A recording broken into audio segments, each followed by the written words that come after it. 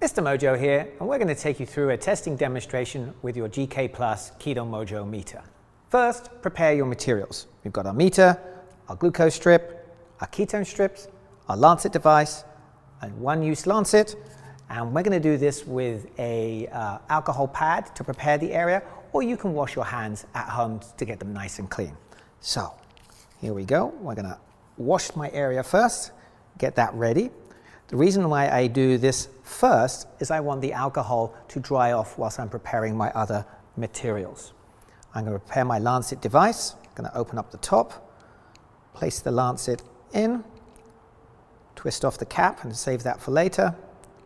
Place the lancet in like so, set it to my depth, which is 3 for me. Then I'm going to open up my glucose strip by just tearing the strip like so and pulling off the strip like that, put that ready for later. Opening up my ketone strip like so, pulling out the strip and getting that ready like so. Now, we pull back on the handle, set it in position, fire just like that. And you can gently massage, you'll see it just coming up there almost on its own, and you have a lovely little sample like that.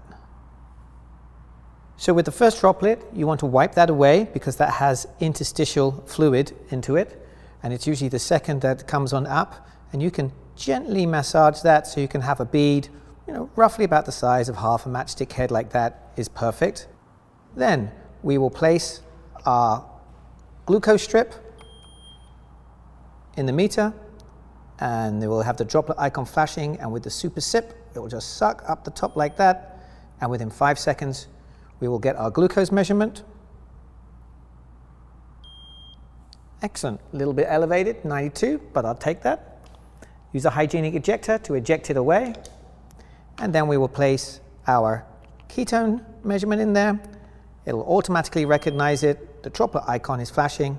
And then using the super sip technology, we will sip off the top like so. And in 10 seconds, we will have our measurement.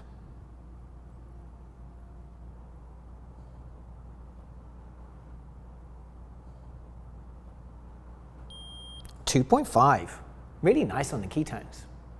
Now that you've completed your test, you can dispose of the strip.